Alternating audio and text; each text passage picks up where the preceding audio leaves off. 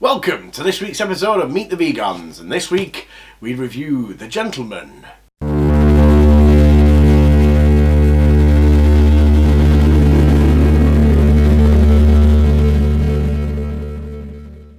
The Gentleman 2020, written and directed by RITCHIE and stars Matthew McCONAUGHey, Charlie Hunnam, Jeremy Strong, Michelle Dockery, Colin Farrell, Eddie MARSAN, Henry Golding and Hugh Grant.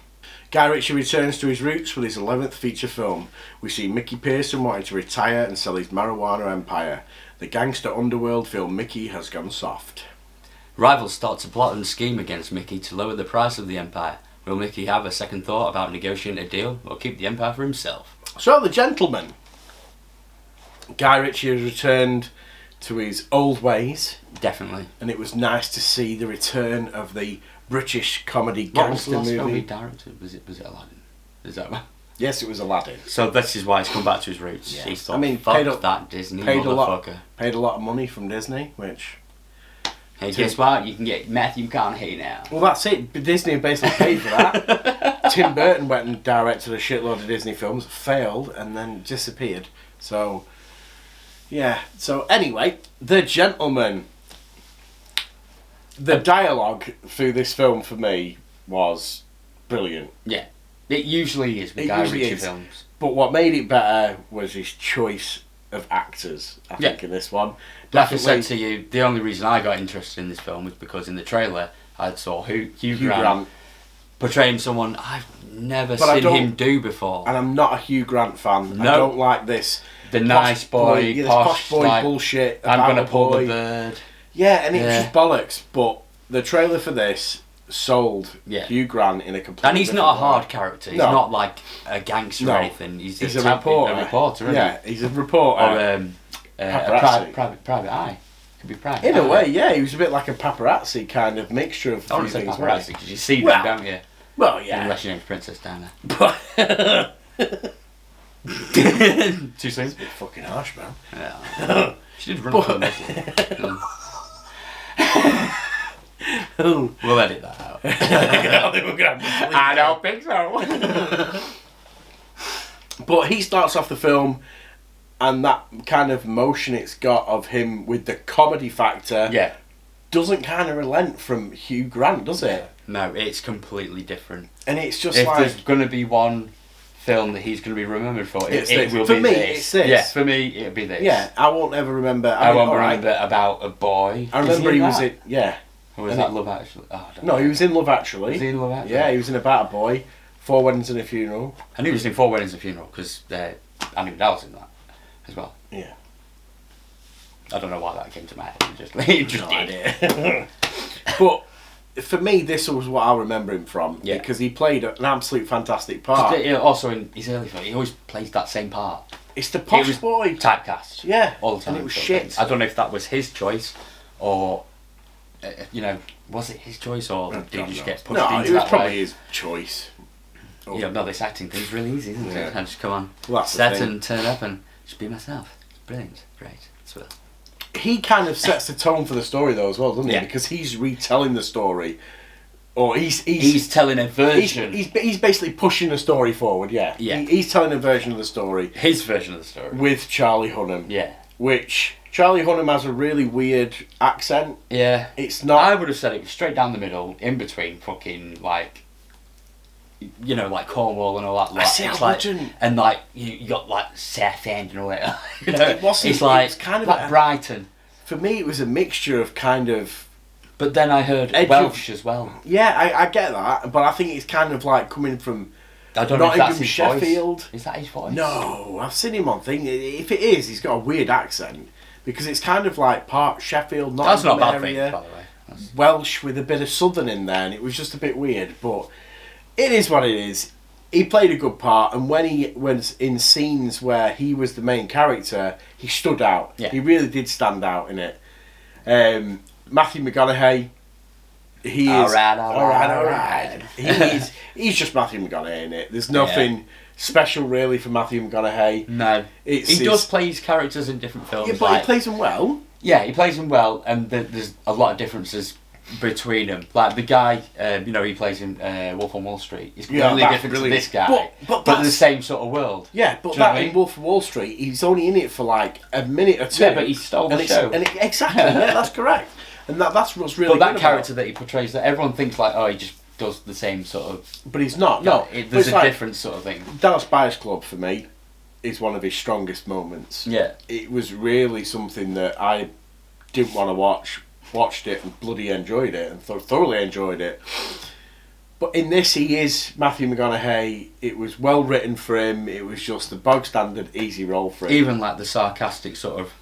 It's not American. It's the sarcastic British humour. Yeah, exactly. And he was using English slang terminology. words, Yeah, and it was really good to see him do that. It was nice. And it was. I think the turning point was when you see him get angry. You don't really see that side of Matthew He's McConaughey. very calm. Yeah, and that's all the way through. It was nice to see that. It was really nice to see that. And I think the shiner of the movie was one of the smallest parts that was in there. Fucking Colin Farrell. Colin Farrell. Fucking hell.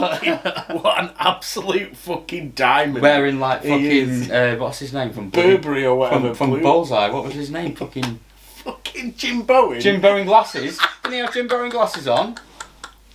Didn't he? Yeah. He fucking did. No, and it worked. It fucking worked. He brilliant. was fucking ace. It was brilliant. Absolutely. Colin Farrell played. He's still his Irish cheeky chappy kind of guy. Bit older. But funny Bit as more hell. smarter. Yeah, and he was funny as fuck. Yeah. Immediately. He just gets dropped into the plot. By accident. When his character enters on screen, he is funny as fuck immediately. He doesn't let off. Yeah. Every time he's on screen, he's funny. Yeah. His lines are funny, and I think that's what Guy Ritchie has really pushed for in this movie. The dialogue is brilliant, and he always tends to do good Irish and sort of Cockney accents. Cockney slang, you know, not accents, dialogue. It's that Cockney slang that we don't get. It's you see it in movies, you see it in gangster movies, and you see it in Mary Poppins. Oh, but.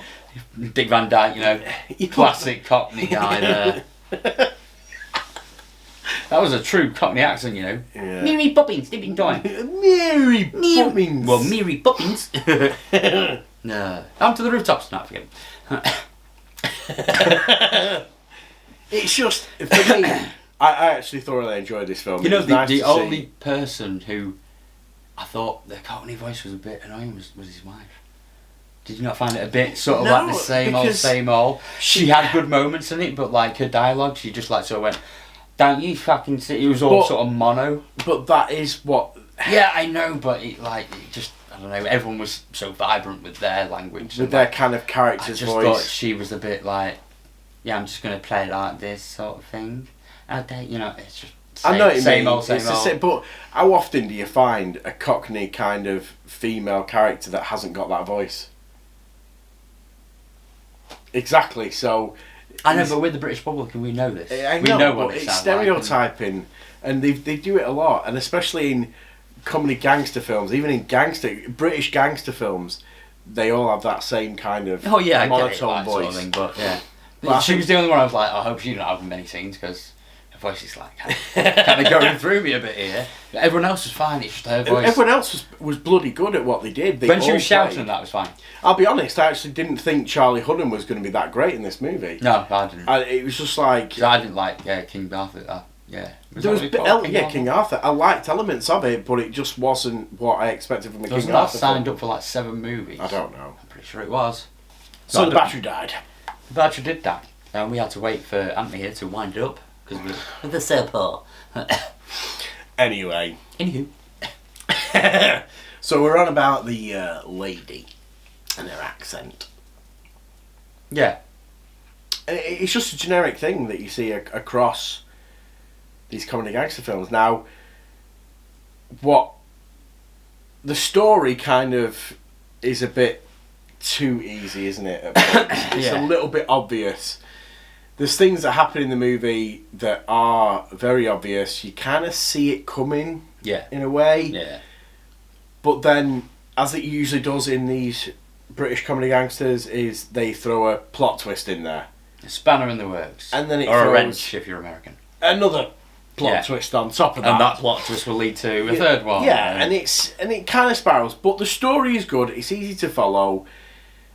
I wasn't bored as such through it. No, I agree what you said. It has its ups and its downs. Then it's very up and down. It's very. Like, you know, here are the good bits, and now we're going to come down. But the down bits, spend some time with them, and then it's going to be. I don't think the down bits were too long though. I don't think they were long enough to keep you bored. I think there were just moments. It was like it was filler bits that just had to keep the story going until we got back to the character that we wanted and we wanted to see the funny side of, isn't it? Yeah. Like when you shouted, "Oh fuck!" Yeah.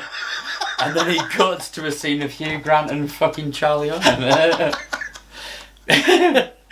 But that's what I mean. It's that immersive, like getting too into the film, and I loved it. Sitting in a cinema like with a few people, I forget in the dark. I forget there's people around me, and it's just like, yeah, like there's another scene where like they get hit in this car, and I fucking went, whoa! It's just what happens when I watch movies. I think we enjoyed it the most. I mean, there was some people that were laughing. We were laughing, which was quite surprising. Yeah, the woman that you thought was a man. No, I thought it was a man and a woman. I thought it was a couple. Because like 1 minute she was like, ah, and I thought it was a woman and a man. And I thought that's why she went to that seat like over there. She was sitting next to a man or something. I don't know. It's very rare though that we get that, isn't it? In the cinema where we're not the only ones laughing. People are laughing at the dialects because it is funny. It was good. It is funny. It was dialect. very good. And it always is with Guy Ritchie. But I even like the comment that Hugh Grant had with the wanky in the tissue. The wanky in a hanky. Yeah, wanky in a hanky. That was absolutely I'd have brilliant. a little wanky in a hanky. That I proper blurted out a laugh at that moment. No one else did, but I did. So it shows the kind of humour that we like. And it's not poop humour. It's just silly talk, isn't it?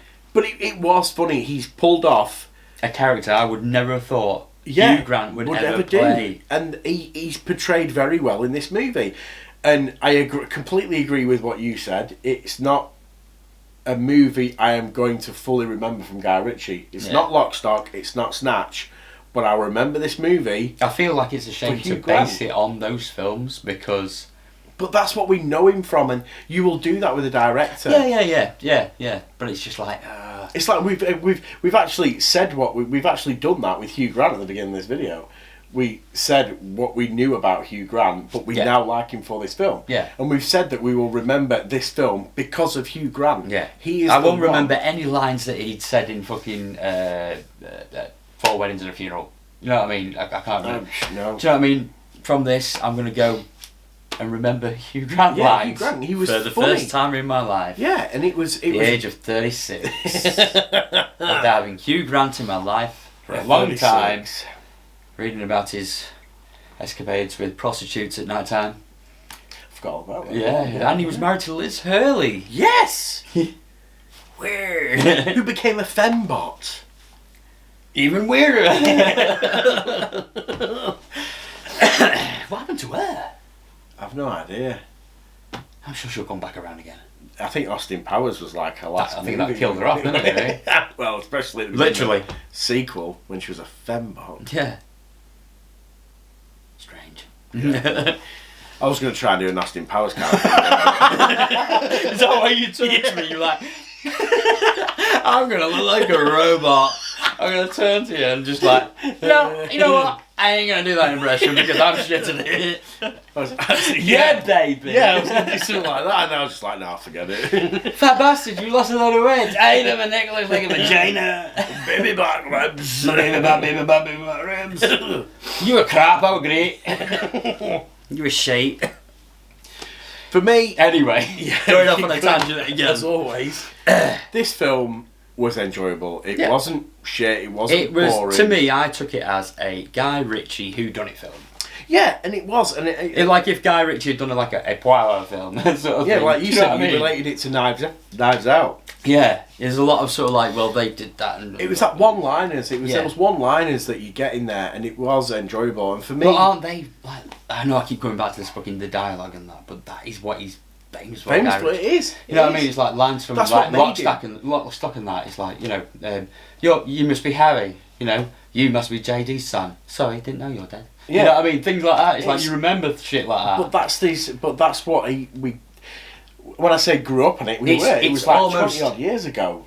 Oh yeah, but it's almost like a song. You remember it because it has melodies and that the way they speak it and stuff. Yeah, like bacon, Rozzers. Yeah, sort of thing. Darling, I'll be coming upstairs. You know, it's that rhyming sort of like it has that. I like knives. So, yeah. Why do you like knives? Knives are good. You know what I mean? It's sort of, it has that sort of melody to it. It's not just like talking. But I mean, you can see that Guy Ritchie's got better in his filmmaking. It's not that, but I like the fact as well. He did a little bit of homage to that whole grainy kind of movie that he did with Lock, Stock and Snatch. They did push that back when you think about it. 'Cause the beginning of the film, when Hugh Grant's talking about it, he talks about that grainy film and like the chemical film. I think it'll be coming back. That shit. It wouldn't surprise me if it comes I don't back. think that film was not filmed digitally. That we watched. I think parts might be. Not all of it, because you can tell by the quality. I don't think it's Quentin Tarantino and it was all film. No, but some of it was. I think, a majority of it, a good portion of it was, I think. Yeah. And I could be wrong, but... I mean, but it looked like it. It didn't have that... To say we've been going to the cinema a lot quite recently, when you've seen things like Star Wars, Knives Out, and that had that smooth, crystal clear footage. You can see a fucking gnat take a piss from a mile away. This was grainy in a way, and it wasn't necessarily fully sharp either. And it wasn't like Planet Terror, sort of like we've had it grainy. No. Or it looked real. It was good. It was good. And it, like you said, it is that classic Guy Ritchie. It's good. It was entertaining. I wasn't bored. For me, it's probably one of the better movies we've seen recently for the comedy value. We have seen better. I mean, Knives Out, I think, trumps this. And I'd even say Star Wars kind of trumps this, because I was waiting for Star Wars and that was better. But as a comedy film... Different films, aren't they? They are different films, but that's why I'm going to score this one quite high in a way. As much as it is not that full Guy Ritchie film... It's not, as it feels like it's a Guy Ritchie film... Hollywood. That remembers it was a Guy Ritchie film. It's like but has been pushed into the middle of like fame, but it's trying to cling on to what is, you know, dead weird analogy. Nationality, you know, where he comes from. It's a piece of Guy Ritchie bread with a bit of Hollywood butter on it. I wouldn't even said that. I just said he's got too much money, and he obviously shagged Madonna too much because it's gone to his head. I do like Guy Ritchie, I think he's funny. I do like him, and he's funny, and I did enjoy this film. And I mean, I'd score it a 4 out of 5 for the sheer comedy value that I enjoyed tonight. I would say it has got flaws where you can see the story coming. You can see it coming. It was too easy to point what. Like I said, you know, his mate in the film, who's the sly one that sort of knocks over the first domino, as they say in the film. You could have just paid him like more money, basically, and had done with it, and we wouldn't have had this film. Yeah, but do you know what I mean? What a load of aggro to cause yourself. How many films do we see like that though?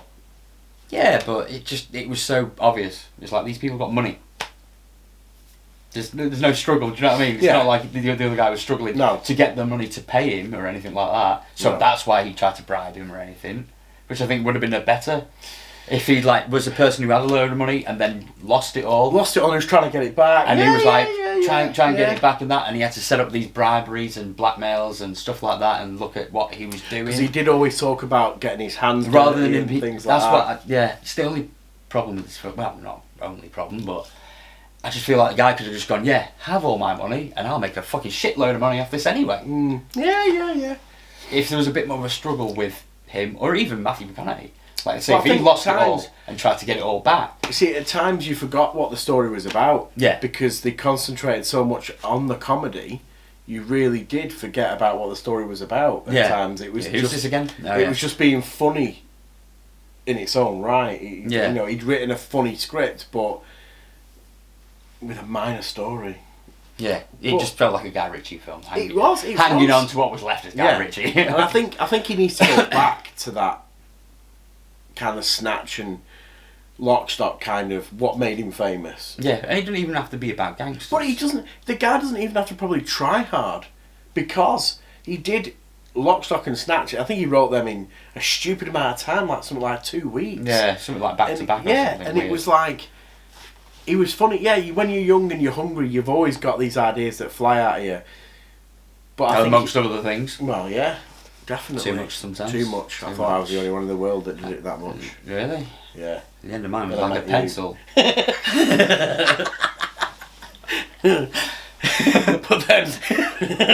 But it is so tall. Really? Yeah. Yeah. Dettel and Wild Wool. Yeah, definitely. Sometimes I like to soothe it in the bidet. Really? Put bleach in there. Leave the razor blades in as well. And that's just my vice. But for me, he needs to go back to his roots. I think he needs. Yeah, this was coming back to roots with a sense of age. Yeah, because he needs to come back a little bit further, back to where he started. Sort of you can see he's got the money, he's got the talent, he's got the know-how. Yeah, he's got better he's got in his filmmaking. Yeah, he's got better in his filmmaking. He just needs to take that step back. He's good at filmmaking. Even Sherlock Holmes, you know what I mean? Both of those movies. Sherlock Holmes, I thought it was a great take on, for a modern, even though it's reiteration. Yeah, that's right. An old sort of character and that. I mean, the stuff from the 80s, the TV movies that we had, you know, not this Elementary with Johnny Lee Miller and whatnot, but, you know. I always liked the one with fucking Peter Cushing. Yeah, I mean, I love that one. Fucking Hound of the Baskervilles. Yeah, they were good. Check it out. It's over the top acting, but done by thespians. But it's that 80s kind of era that we had of that kind of sombre kind of Sherlock Holmes, very serious, very dry. Whereas Guy Ritchie's version brought a very sort of animatronic in a way, as well. Animatronic and anarchist, and he was fucking, you know, he was just drinking crazy. formaldehyde for fuck's sake. He was just fucking crazy. And shooting darts at fucking Jude Law. And that made that movie though. That made that we'd not seen that version of Sherlock. And you know Sherlock Holmes would be like that if he was a real person, because it was in that era where people eccentric. Were trying to find things out for themselves and that. You know, this is an era where electricity is like just a prank. It's like, look what I can do. I would have liked him to extend the Moriarty kind of storyline. Well, that's what I thought he was going to do, a third Sherlock Holmes movie. And I'm pretty sure I read that somewhere. He was going to do a third one, I'm pretty sure he was, but I would have loved to have seen Moriarty. I mean, they did he does seem like that. Yeah, but they did the waterfall scene. Yeah, they always, we know that from watching it and reading the books, but... What's a book? It's like made of paper. It has... What is this paper thing? You can learn from it. Oh, shit, I'd buy that for $1. About 50p. Yeah, recession. But anyway. So yeah, I would give this movie... Hi Hitler. Fucking hell, what are you doing there, mate? I didn't go hi Hitler.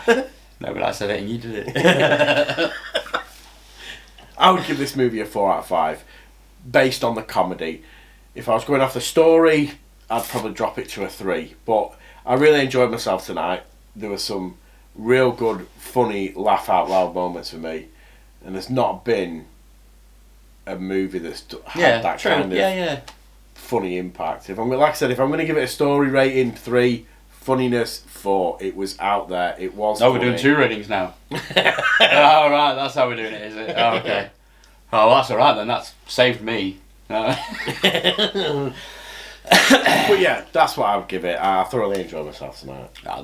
Yeah, I enjoyed it. Don't get me wrong, I did enjoy it. I will watch it again. If it was on TV, I'd watch it, or I'd put it on and just leave it on in the background, sort of thing. It's one of them films. You come back, and you're like, oh, it's this part.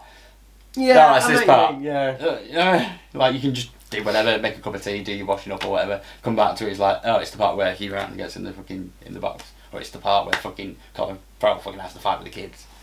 Do you know what I mean? It's like, oh, this part's going up, and you'd sit down with your cup of tea and go, oh, that's that part over with, and go do something else. Yeah, I get it. I'm going to have to give it 2 Hugh Grant darlings. And for it. Hugh Grant darlings. Yeah. Yeah, I know that's quite low.